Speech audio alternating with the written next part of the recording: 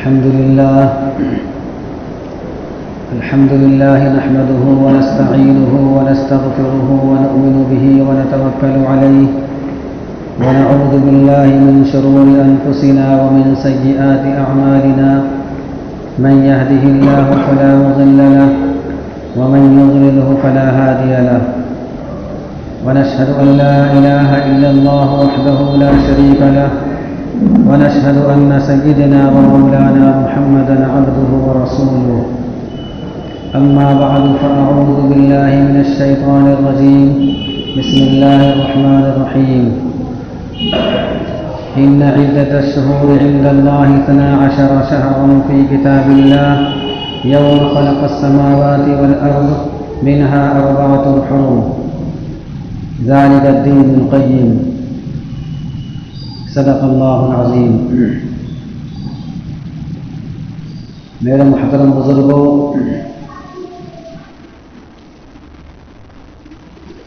یہ اسلامی سال، اسلامی نیا سال شروع ہو چکا ہے اور اسلامی سال کا پہلا مہینہ محرم الحرام کہلاتا ہے۔ اس کے بہت فضائل ہیں اور یہ فضائل یہ کسی واقعے سے متعلق نہیں ہیں اور نہ ہی کسی واقعے کی وجہ سے یہ فضائل ہوئے ہیں، بلکہ جو آیت میں نے آپ حضرات کے سامنے تلاوت کی ہے اس میں اللہ تعالیٰ خود ارشاد فرماتے ہیں کہ مہینوں کی تعداد اللہ تعالیٰ کے یہاں 12 مہینے ہیں اور ان میں سے 4 مہینے اشہر حرم کہلاتے ہیں، یعنی محترم اور احترام والے مہینے۔ اور یہ احترام والے مہینے اور یہ 12 مہینے یہ کب سے ہیں؟ یوم خلق السماوات والارض، کہ یہ اس وقت سے ہیں جب سے آسمان اور زمین کو اللہ تعالیٰ نے پیدا کیا۔ اس سے پتہ چلا کہ اسلامی مہینے اور اسلامی سال یہ آج سے نہیں ہیں اور نہ ہی اس کی نسبت کسی واقعے کی طرف ہوتی ہے، بلکہ اللہ تعالیٰ نے خود ان کو متعین کیا ہے۔ ہاں، اتنا ہوا ہے کہ ہر زمانے میں لوگوں نے سن کی تعیین کی تھی۔ حضرت آدم علیہ السلام کے زمانے میں حضرت آدم علیہ السلام کی بعثت کو اور نبوت کو لوگوں نے متعین کیا، اور وہ بعثت سے اندازہ لگایا کرتے تھے کہ یہ واقعہ حضرت آدم علیہ السلام کی بعثت سے 1 سال بعد کا ہے، 2 سال بعد کا ہے۔ اسی طریقے سے آگے زمانہ چلتا ہے، حضرت نوح علیہ السلام کا زمانہ آیا اور حضرت نوح علیہ السلام کے زمانے میں طوفان نوح واقع ہوا۔ اس کے بعد لوگوں نے اپنی تاریخ اور اپنی سن کا آغاز اور اپنی سن کو متعین کیا ہے طوفان نوح سے۔ مثلا کوئی بات پیش آ گئی تو اب اس کا اندازہ لگایا جاتا تھا طوفان نوح سے کہ فلاں واقعہ یا فلاں بات طوفان نوح کے 1 سال کے بعد واقع ہوئی۔ اسی طریقے سے آگے اور زمانہ چلتا ہے، حضرت ابراہیم علیہ السلام کا زمانہ آتا ہے۔ حضرت ابراہیم علیہ السلام کو آگ میں ڈالا گیا تو لوگوں نے اس واقعے کو اپنی تاریخ کے اعتبار سے متعین کر لیا۔ اب جب کوئی واقعہ پیش آتا تو وہ کہتے کہ یہ واقعہ حضرت ابراہیم علیہ السلام کو آگ میں ڈالے جانے سے 1 سال کے بعد ہوا ہے، 2 سال کے بعد ہوا ہے، 3 سال کے بعد ہوا ہے۔ اس طریقے سے لوگوں نے اپنی سنوں کی تعیین متعین کر رکھی تھی، لیکن یہ اسلامی مہینے یہ پہلے سے ہی ہیں۔ اسی طریقے سے عرب لوگوں نے آپ صلی اللہ علیہ وسلم جس سال دنیا میں تشریف لائے ہیں اس سال آپ صلی اللہ علیہ وسلم کی ولادت سے تقریباً 55 دن پہلے واقعہ فیل واقع ہوا ہے۔ تو لوگوں نے اس واقعے کو اپنی تاریخ کے لیے متعین کر لیا، اور جب بھی کوئی بات پیش آتی، شادی بیاہ کا موقع ہوتا یا کوئی اور بات ہوتی تو کہتے یہ واقعہ اصحاب فیل سے 1 سال کے بعد واقع ہوا ہے۔ تو لوگوں نے سن کے اعتبار سے اپنی تاریخوں کو متعین کر دیا تھا اور اپنی سن کو متعین کر دیا تھا، لیکن یہ اسلامی سال اور اسلامی مہینے یہ آج کے نہیں ہیں، بلکہ جس دن اللہ تعالیٰ نے آسمان اور زمین کو پیدا کیا یہ اسی وقت سے ہیں۔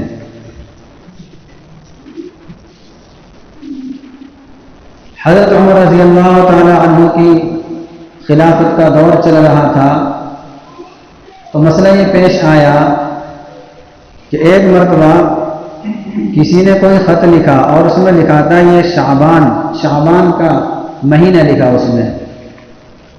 اب مسئلہ پیچیدہ ہو گیا کہ یہ جو شعبان گزرا ہے یہ والا یا اس سے پہلے والا یا اس سے پہلے والا، کون سا شعبان ہے؟ جب یہ بات سامنے آئی تو حضرت عمر رضی اللہ تعالی عنہ نے بڑے بڑے صحابہ کرام کو بلایا اور ان سے مشورہ کیا اور پھر ایک تاریخ متعین کی جس کو ہم ہجری سال کہتے ہیں، اور یہ اب تک چلی آ رہی ہے۔ اسی طریقے سے اسلامی سال اور اسلامی مہینوں کو شریعت کے اندر بہت زیادہ دخل ہے۔ ہماری بہت ساری عبادتیں ایسی ہیں جن کا تعلق اسلامی مہینوں سے ہے۔ حج کی عبادت ہے، بہت اہم عبادت ہے، اس کا تعلق بھی اسلامی مہینے سے ہے۔ اسی طریقے سے رمضان المبارک یہ پورا کا پورا مہینہ اس کا تعلق بھی اسلامی مہینے سے ہے۔ عید الفطر ہے، عید الاضحیٰ ہے، ان سب کا تعلق اسلامی مہینوں سے ہے۔ اس لیے علماء کرام کا فتویٰ اس بات پر ہے کہ اسلامی مہینوں کی حفاظت کرنا یہ فرض کفایہ ہے، یعنی اگر پوری امت اسلامی مہینوں کو استعمال کرنا چھوڑ دے گی اور اسلامی مہینوں کی حفاظت کرنا چھوڑ دے گی تو پوری امت گنہگار ہوگی۔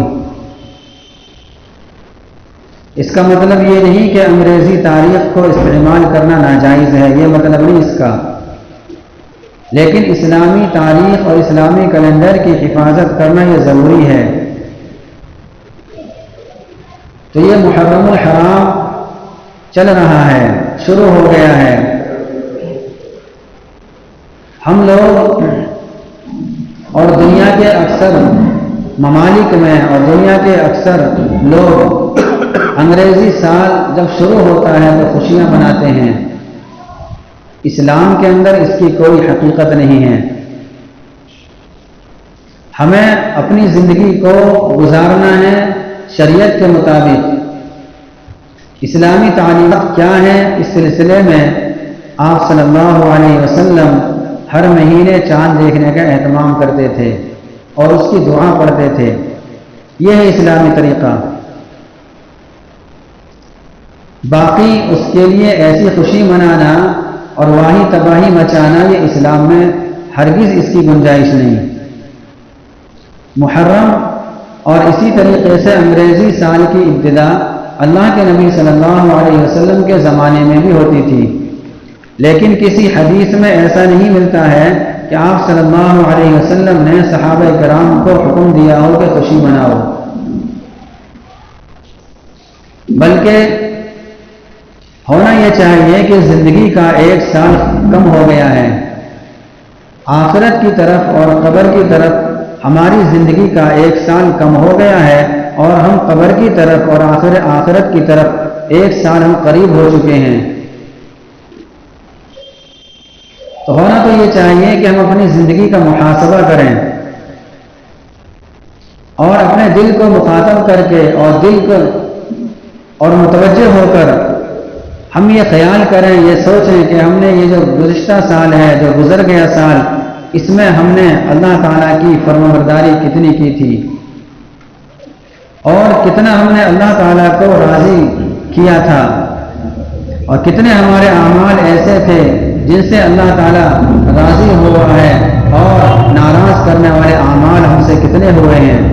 ہونا تو یہ چاہیے تھا، لیکن افسوس اس بات پر ہوتا ہے کہ ہمیں غیروں کی تاریخ تو بہت زیادہ محفوظ رہتی ہے، کسی سے کسی بھی وقت معلوم کر لیا جائے انگریزی تاریخ کے بارے میں انگریزی مہینوں کے بارے میں بچہ بتا دیتا ہے کہ آج فلاں مہینہ ہے، فلاں تاریخ ہے، لیکن اسلامی تاریخ تو دور کی بات، اسلامی مہینوں کے بارے میں بھی بہت سارے لوگ غفلت کا شکار ہیں۔ مہینوں کا نام تک معلوم نہیں کہ اسلامی مہینے کیا ہیں، حالانکہ یہ فرض کفایہ ہے اور اس کو اپنے معمولات میں اور اپنے روزمرہ کی زندگی میں اس کو بھی ہمیں شامل کر لینا چاہیے۔ تو یہ محرم الحرام، یہ مہینہ بہت زیادہ محترم ہے، احترام والا ہے۔ اس کے اندر ہمیں اللہ کے نبی صلی اللہ علیہ وسلم کی تعلیمات کیا ملتی ہیں؟ اللہ کے نبی صلی اللہ علیہ وسلم نے فرمایا کہ رمضان کے بعد جو روزہ سب سے اہم اور فضیلت کا حامل ہے وہ محرم الحرام کا روزہ ہے۔ یعنی پورے مہینے میں کسی بھی دن روزہ رکھ لے تو یہ رمضان کے بعد سب سے اہم فضیلت کا حامل ہو جائے گا۔ اللہ کے نبی صلی اللہ علیہ وسلم مکی زندگی میں محرم الحرام میں یوم عاشورہ میں روزہ رکھا کرتے تھے۔ پھر جب آپ صلی اللہ علیہ وسلم مکے سے مدینہ ہجرت کر کے گئے ہیں اور وہاں آپ کو معلوم ہوا کہ یہودی حضرات بھی اس دن روزہ رکھتے ہیں، تو آپ نے ان سے معلوم کروایا کہ تم لوگ اس دن کیوں روزہ رکھتے ہو؟ تو ان لوگوں نے وجہ بتائی کہ اس دن ہمارے پیغمبر حضرت موسیٰ علیہ السلام کو اور ان کی قوم کو فرعون اور اس کی قوم سے نجات ملی تھی، اور فرعون اور اس کی قوم کو اللہ تعالیٰ نے غرق کیا تھا، اور حضرت موسیٰ علیہ السلام نے اللہ تعالیٰ کے شکر میں اس دن ایک روزہ رکھا تھا، اس لیے ہم بھی روزہ رکھتے ہیں۔ آپ صلی اللہ علیہ وسلم نے فرمایا حضرت موسیٰ علیہ السلام کی پیروی کے ہم تم سے زیادہ حقدار ہیں، وہ میرے بھائی ہیں۔ تو آپ صلی اللہ علیہ وسلم نے لوگوں کو یوم عاشورہ میں روزہ رکھنے کا حکم دیا، اور جب تک رمضان کے روزے فرض نہیں ہوئے اس وقت تک یوم عاشورہ کا روزہ رکھا جاتا تھا۔ پھر جب رمضان کے روزے فرض ہو گئے تو آپ صلی اللہ علیہ وسلم نے فرمایا کہ جو چاہے روزہ رکھ لے، جو چاہے نہ رکھے، یعنی اب بھی مستحب ہے یہ۔ صحابہ کرام نے اللہ کے نبی صلی اللہ علیہ وسلم سے فرمایا کہ اللہ کے نبی اس دن تو یہودی بھی روزہ رکھتے ہیں، تو آپ صلی اللہ علیہ وسلم نے فرمایا کہ ہم بھی روزہ رکھیں گے اور یہودیوں کی مخالفت تم لوگ کرو، اور فرمایا کہ اگر میں آئندہ سال زندہ رہا تو میں 10ویں تاریخ کے ساتھ ایک دن کا روزہ اور رکھوں گا۔ اس سے علماء کرام نے یہ حکم نکالا ہے اور یہ مسئلہ نکالا ہے کہ یوم عاشورہ کے ساتھ چاہے 9ویں تاریخ کا روزہ رکھ لیا جائے یا 11ویں تاریخ کا روزہ رکھ لیا جائے، ایک دن کا روزہ رکھنا یہ مکروہ تنزیہی ہے، یعنی ادنا درجے کا مکروہ ہے، کراہت آگی تھوڑی بہت۔ اس سے ہمیں یہ پتہ چلتا ہے کہ جب دین میں اور شریعت میں اللہ کے نبی کی تعلیم ہمیں یہ مل رہی ہے کہ ہم غیروں کی مشابہت سے بچیں، غیروں کے طریقے سے بچیں، تو ہم دنیا کے معاملات میں ہمارے لیے کیا حکم ہوگا؟ روزہ فی نفسی بہت اچھی بات ہے، ثواب کی چیز ہے، عبادت ہے، لیکن اللہ کے نبی صلی اللہ علیہ وسلم نے فرمایا کہ تم لوگ یہودیوں کی مخالفت کرو۔ اس سے پتہ چلتا ہے کہ دنیا کی جو اور بہت ساری ہماری مشغولیات ہیں اور جو ہمارے طریقے ہیں ان میں ہم یہودیوں کی اور غیروں کی مخالفت سے ہم کیوں نہ بچیں؟ جب عبادت کے اندر ہم کو بچنے کا حکم دیا جا رہا ہے تو دنیا کے معاملات میں تو بدرجہ اولا ہمیں بچنا چاہیے۔ تو ایک حکم تو ہمیں اور ایک تعلیم تو ہمیں یہ ملتی ہے کہ محرم الحرام میں پورے مہینے کبھی بھی ہم روزہ رکھ سکتے ہیں، اور 10ویں تاریخ کے روزہ رکھنے کی بہت بڑی فضیلت ہے۔ اللہ کے نبی صلی اللہ علیہ وسلم کا فرمان ہے کہ مجھے امید ہے کہ اللہ تعالیٰ اس دن کے روزہ رکھنے کی برکت سے گزشتہ سال کے گناہوں کو معاف فرما دے گا. تو ایک سال کے گناہ معاف ہو جاتے ہیں. اور دوسری بات اور دوسری تعلیم جو اللہ کے نبی صلی اللہ علیہ وسلم سے ہمیں ملتی ہے وہ یہ ہے کہ 10 محرم الحرام کو ہم اپنے گھر والوں پر رزق کے اعتبار سے وسعت رکھیں. مثال کے طور پر ہم عام دنوں میں جو کھانا اپنے گھر والوں کو کھلاتے ہیں، اپنے بچوں کو کھلاتے ہیں، کپڑا جو عام طور سے ہم عام دنوں میں پہنتے ہیں، اپنے گھر والوں کو دیتے ہیں پہننے کے لیے، اس دن اس سے کچھ اچھا ہو جائے. لیکن یہ یاد رکھنا چاہیے کسی بھی چیز کو لازم کر لینا، کسی بھی کھانے کو لازم کر لینا، یہی بدعت بن جاتا ہے اور یہی شریعت کی منشا کے خلاف بن جاتا ہے. صرف اتنا کہا گیا ہے کہ کچھ وسعت رکھو اپنے گھر والوں پر، اور اس کی برکت یہ ہوگی کہ اللہ تعالیٰ اس عمل کی وجہ سے تم پر پورے سال وسعت کے دروازے کھول دے گا، کہ اللہ تعالیٰ پورے سال رزق میں برکت دے گا اور اللہ تعالیٰ تمہارے رزق میں وسعت کر دے گا. تو یہ 2 اللہ تعالیٰ کی طرف سے تعلیمات ہمیں ملتی ہیں کہ ایک تو محرم الحرام میں کبھی بھی ہم روزہ رکھنے یہ ثواب کی چیز ہے، اور اسی طریقے سے دوسرے ایام میں روزہ رکھنے کی بنسبت اس کا ثواب زیادہ ہے. ایک یوم عاشورہ کا روزہ اور اس کے ساتھ ایک دن ملانا. اور ایک حکم ہمیں یہ ملتا ہے کہ یوم عاشورہ کو ہم اپنے گھر والوں پر وسعت رکھیں.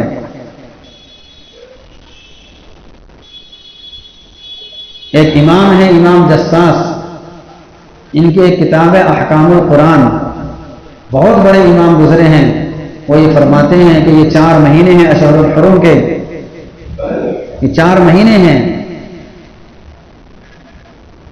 ذوالقعدہ، ذوالحجہ، ذوالمحرم اور رجب.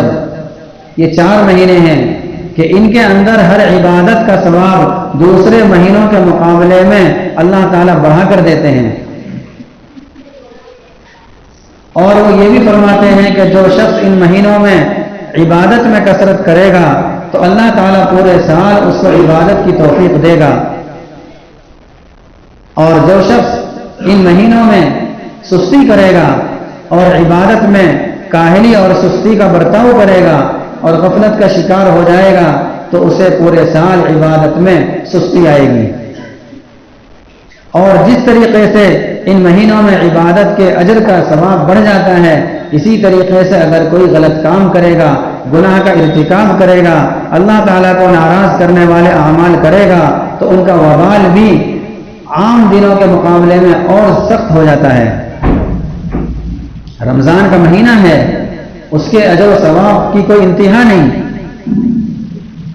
کہ نوافل کا ثواب فرائض کے برابر ہو جاتا ہے، لیکن اگر کوئی گناہ کرتا ہے تو اس کا وبال بھی اتنا ہی سخت ہوتا ہے.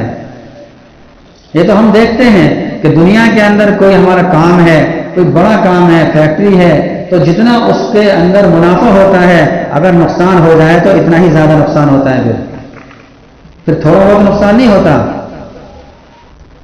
اسی طریقے سے شریعت کا معاملہ ہے، دین کا معاملہ ہے، جتنا ثواب اللہ تعالیٰ ہمیں عطا فرماتے ہیں اگر ہم سے کوتاہی اور سستی ہوگی تو اس کا وبال بھی اتنا ہی سخت ہوگا. باقی اس مہینے کے اندر اور چیزوں کو لازم کر لینا، بعض لوگ اس مہینے کو نحوست کا مہینہ قرار دیتے ہیں. یہی وجہ ہے کہ اس مہینے میں شادی بیاہ نہیں کرتے. حالانکہ ایک قول کے مطابق حضرت فاطمہ رضی اللہ تعالی عنہا کا نکاح حضرت علی سے اسی مہینے میں ہوا ہے. اگرچہ وہ قول ضعیف ہے لیکن ایک قول ہے، اور شریعت میں کہیں بھی یہ بات نہیں ملتی ہے کہ کوئی مہینہ اتنا منحوس ہے یا اس مہینے کے اندر نحوست ہے، ایسا کچھ نہیں ہے. اور اس مہینے کی فضیلت یہ اسی وقت سے ہے جب سے اللہ تعالیٰ نے آسمان اور زمینوں کو پیدا کیا ہے. یہ کسی خاص واقعے سے متعلق نہیں ہے. بعض حضرات اس کو غم کا مہینہ کہتے ہیں، ٹھیک ہے حضرت حسین رضی اللہ تعالی عنہ شہید ہوئے ہیں، لیکن ذرا ہم سوچیں، خیال کریں، کیا شہادت یہ غم کی چیز ہے؟ یہ تو خوشی کی چیز ہے۔ اگر غم کی چیز ہوتی تو حضرت عمر رضی اللہ تعالی عنہ شہادت کی تمنا نہیں کرتے۔ اللہ کے نبی صلی اللہ علیہ وسلم کا فرمان ہے کہ میرا دل چاہتا ہے کہ میں شہید ہوں، پھر مجھے زندہ کیا جائے، پھر شہید کیا جائے، پھر زندہ کیا جائے، پھر شہید کیا جائے، پھر زندہ کیا جائے۔ 3 مرتبہ اللہ کے نبی صلی اللہ علیہ وسلم نے فرمایا، تو کہاں یہ غم کی چیز رہ گئی؟ اور رہی بات، کیا 10 محرم الحرام ہی غم کا دن ہے؟ اگر دیکھا جائے تو حضرت عمر رضی اللہ تعالی عنہ بھی شہید ہوئے ہیں۔ خود اللہ کے نبی صلی اللہ علیہ وسلم کا جو وصال ہوا ہے، اس سے غم کی چیز ہمارے لیے کیا ہوگی؟ ربیع الاول میں ہوا ہے وصال آپ کا، تو پھر اس کو بھی ہمیں غم کا مہینہ قرار دینا چاہیے، لیکن کوئی نہیں کہتا۔ اس مہینے میں خوشی کا کوئی موقع، بہت سارے لوگ پرہیز کرتے ہیں کہ خوشی کا کوئی ہم فنکشن نہیں کریں گے، کیوں؟ اس لیے کہ یہ محرم کا مہینہ چل رہا ہے۔ نہیں، ایسا کچھ نہیں ہے، یہ تو بعد کے لوگوں نے اپنی طرف سے من گھڑت باتیں کر لی ہیں، ورنہ اگر دیکھا جائے تو امام احمد رضا خان صاحب یہ بھی اپنی کتاب میں لکھتے ہیں ایسا کچھ نہیں ہے، تو اس میں کسی کا اختلاف ہی نہیں ہے۔ یہ تو بعد کے لوگوں نے اپنی منشا کے مطابق یہ باتیں نکال دی ہیں، ورنہ اختلاف کسی کا نہیں ہے، نہ ہمارا ہے نہ ان لوگوں کا ہے، کسی کا اختلاف نہیں ہے۔ تو اس لیے ہم سب کو چاہیے کہ اس مہینے کو نحوست کا مہینہ نہ سمجھیں، بلکہ یہ مہینہ تو بہت بابرکت مہینہ ہے، اور اپنی عبادتوں کو ہم بڑھائیں اور اپنی عبادتوں میں اضافہ کریں، اور جو گزشتہ سال ہمارا گزر گیا ہے اس پر ہم استغفار کریں اور ہم ندامت کے آنسو بہائیں، اللہ سے ہم توبہ کریں، اپنی زندگی کا ہم محاسبہ کریں کہ ہماری زندگی کے کتنے ایام گزر چکے ہیں، باقی کتنے بچے ہیں کچھ معلوم نہیں۔ آج ہی سے ہم ارادہ کریں کہ آج ہی سے ہم توبہ کریں گے، استغفار کریں گے، اور جو ہمارے اندر دین کے اعتبار سے کمزوری پائی جا رہی ہے، ہر شخص جانتا ہے، سمجھانے کی ضرورت نہیں اور کہنے کی ضرورت نہیں کہ تیرے اندر یہ کمی ہے۔ ہر شخص جانتا ہے کہ میرے اندر کتنی کمی ہے، میں اپنے بارے میں جانتا ہوں، آپ میں سے ہر شخص اپنے بارے میں جانتا ہے۔ جب ہم دل میں غور و فکر کریں گے اور تنہائی میں بیٹھ کر جب ہم مراقبہ کریں گے اور ہم سوچیں گے، خیال کریں گے، تو دل خود کہے گا کہ تیرے اندر یہ نافرمانی ہے، تیرے اندر یہ خوبی ہے، کیونکہ دل کی آواز وہ سچی ہوتی ہے۔ یہ تو ہمارے ساتھ نفس لگا ہوا ہے جو ہمیں بھڑکاتا رہتا ہے، ورنہ دل سے جو بات ہمیں سمجھنے کو ملتی ہے وہ ہمیشہ صحیح ملتی ہے۔ تو دل یہ کہے گا کہ تیرے اندر فلاں فلاں خرابیاں ہیں، ان سے توبہ کر لے۔ تو اس لیے ہم سب کو چاہیے کہ ہم باقی زندگی اللہ تعالیٰ کی مرضیات پر گزاریں، اور جو ہمارے اندر برائیاں ہیں، معاشرے کے اندر جو برائیاں ہیں، اپنی ذات کے اندر جو برائیاں ہیں، اور اپنے گھر کے اعتبار سے جو برائیاں ہیں، ہم اپنی ذات کے ساتھ ساتھ اپنے گھر والوں کی، اپنے معاشرے کی، اپنے خاندان کی، اپنے محلے کی ہم فکر کریں۔ جب ہر شخص اس بات کی فکر کر لے گا تو اللہ تعالیٰ کی ذات عالی سے امید ہے کہ ہمارا گھرانہ بھی ٹھیک ہو جائے گا، ہمارا معاشرہ بھی ٹھیک ہو جائے گا۔ بس کمی یہ ہے کہ ہمارے اندر فکر نہیں ہے۔ اللہ ہم سب کو ان تمام باتوں پر عمل کرنے کی توفیق نصیب فرمائے، اور ہم سب کو دین پر عمل کرنے کی فکر نصیب فرمائے۔ آمین۔ وآخر دعوانا الحمدللہ۔